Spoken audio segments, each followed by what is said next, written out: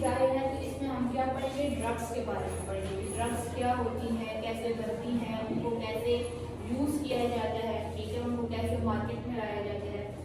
सबसे पहले हम लोग ड्रग को देख लेते हैं कि ड्रग क्या है।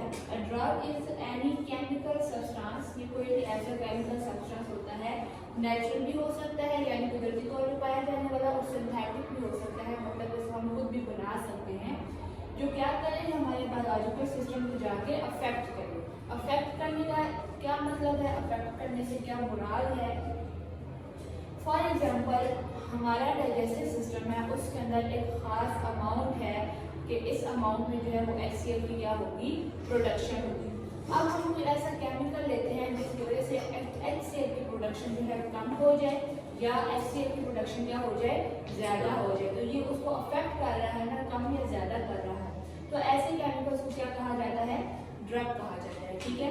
पहला टॉपिक है आपके पास drug discovery and development process, कि ड्रग को डिस्कवर किया कैसे किया जाता है, फिर उसका डेवलपमेंट का क्या प्रोसेस है।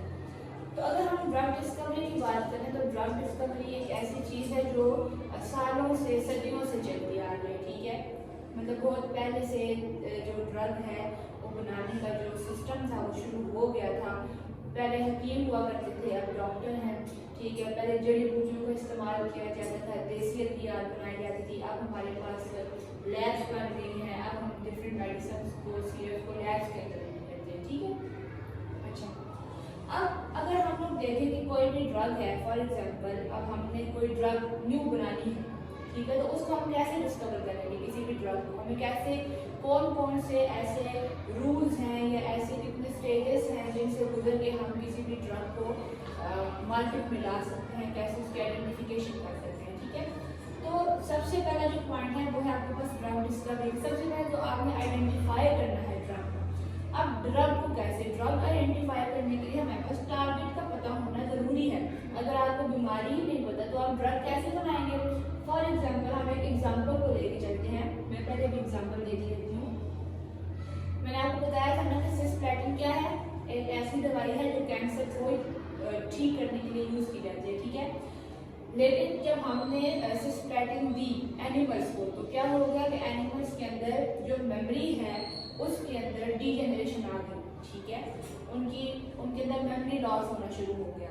तो ये हमारे पास टारगेट है कि हमारा टारगेट क्या है, हमने किस लिए दवाई बनानी है कि उसके अंदर जो मेमोरी डीजेनरेशन हो रहा है उसको ठीक किया जा सके, ठीक है।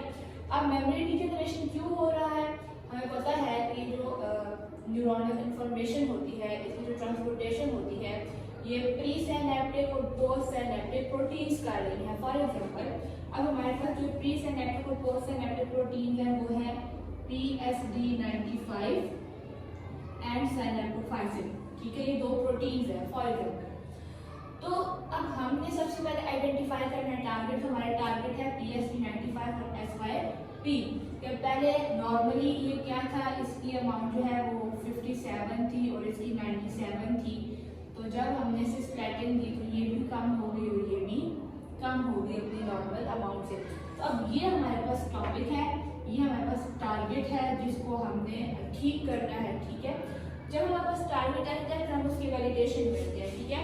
टारगेट वैलिडेशन से क्या मुराद है कि जो एक्सपेरिमेंट्स हैं वो कंफर्म करते हैं कि ये जो टारगेट है इसके ऊपर हमने कौन से एक्सपेरिमेंट्स करने हैं, ठीक है।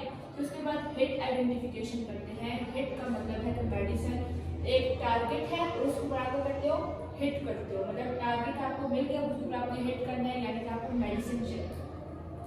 फिर हम ढूंढते हैं ऐसे केमिकल्स ढूंढते हैं, ऐसे मॉलिक्यूल्स ढूंढते हैं जिनके बारे में हमने पढ़ा हुआ है, जिनके बारे में बताया हुआ है कि ये इन प्रोटीन को कम या ज़्यादा कर सकते हैं, इनके ऊपर और असर जो है होंगे, अपना अच्छा इफेक्ट शो करेंगे, ठीक है।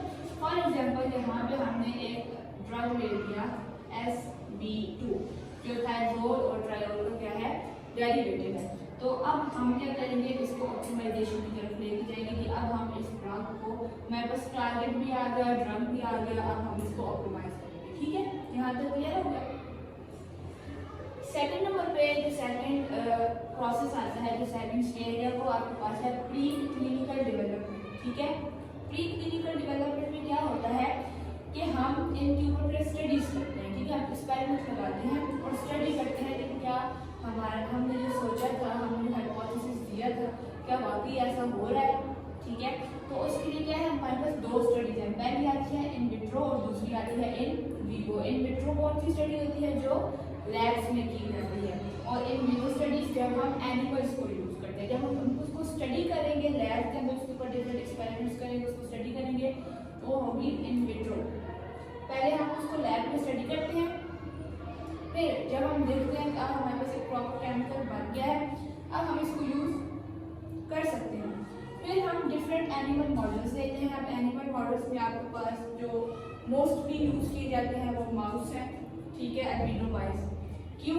क्योंकि उनका जो जेनेटिक मेकअप है वो ज़्यादातर ह्यूमंस के साथ क्या है, मिलता जुलता है। ठीक है, मंकी का भी है, लेकिन मंकी को हैंडल करना मुश्किल होता है। माइस छोटे होते हैं, उनको हैंडल करना भी इजी है और उनको इजीली हम ब्रीड भी करवा सकते हैं। ठीक है, अच्छा, अब इन विवो स्टडीज जब हमने की, जब हमने उसको इंजेक्शन लगाया एसपी2 का, पहले तो हम उसके अंदर बीमारी लगा लेना, पहले हम उसको सिस्प्लेटिन लाएंगे ताकि उसकी जो प्रोटीन था ये कम हो।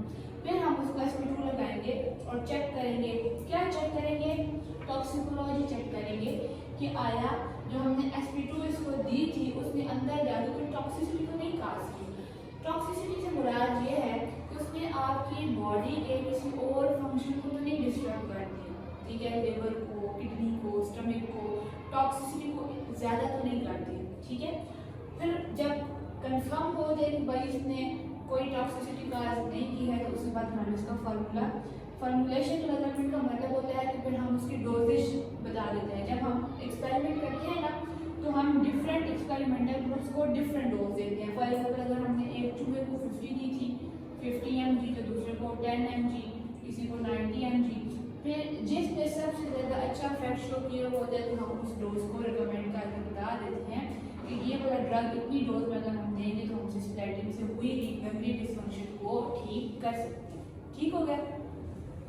उसके बाद आपके पास आ जाता है थर्ड स्टेज। थर्ड स्टेज कौन सा होता है? Clinical development. अब आपके पास डोसेज का भी आपको पता चल गया, आपके पास केमिकल फॉर्मूला भी आ गया। अब आप उसको क्लिनिकली टेस्ट करना है। ठीक है, अब क्लिनिकली टेस्ट कैसे किया जाता है? ये इन्वेस्टिगेशन की जाती है। ठीक है, आप कोई भी जो न्यू ड्रग है उसकी इन्वेस्टिगेशन करते हैं। कैसे? जो ऑथराइज्ड कंपनीज हैं या एज ए डिपार्टमेंट्स हैं जिनके पास अथॉरिटी है कि जब हमने कोई ड्रग बना दिया तो हम उनको देते हैं, तब आप उसको चेक करें। ठीक है, एक एप्लीकेशन देते हैं, वो फिर उसको चेक करते हैं। फॉर एग्जाम्पल, अब पाकिस्तान में जैसे FDA का इदारा है, ठीक है, इनके पास अथॉरिटी है कि ये इनके एक्सपेरिमेंट कर सकते हैं क्लिनिकली, इनको प्रूवन करने का इनके पास पूरा रूल्स होते हैं कि इन रूल्स के अकॉर्डिंग ये ड्रग पास कर दी तो हमने इसको ऑथराइज कर देना। ठीक है, इसमें भी हमारे पास 4 फेज है। पहले फेज में ये 20 से लेकर 100 बंदों को ये ड्रग दी जाती है, मतलब यहाँ पे फिर इंसानों का यूज किया जाता है। ठीक है, अगर उनके ऊपर कोई साइड इफेक्ट शो नहीं हुआ तो फिर 100 से 500, फिर तीसरी फेज में 1000 से 3000, फिर उसके बाद पोस्ट मार्केटिंग की जाती है। ठीक है, अक्सर जब हम मेडिसिन लेते हैं तो मेडिसिन के ऊपर लिखा हुआ है कि इसके ये वाले साइड इफेक्ट्स हैं और इतने % हैं। तो वो कैसे उनको पता चलता है कि इतने % लोगों में इसमें ये वाले साइड इफेक्ट्स दिखाए, क्योंकि उन्होंने ऑलरेडी टेस्ट की हुई होती है ड्रग्स। ठीक हो गया। अच्छा, उसके बाद आपके पास फोर्थ पॉइंट आ जाता है रेगुलेटरी रिव्यू के। फिर जब आपका ये कंप्लीट हो जाता है तो फिर उसके बाद आप एक न्यू एप्लीकेशन देते हैं कि भाई मैंने ये ड्रग बनाया था या हमने ड्रग बनाई है और उसको अथॉरिटी ने जो है पास कर दिया है।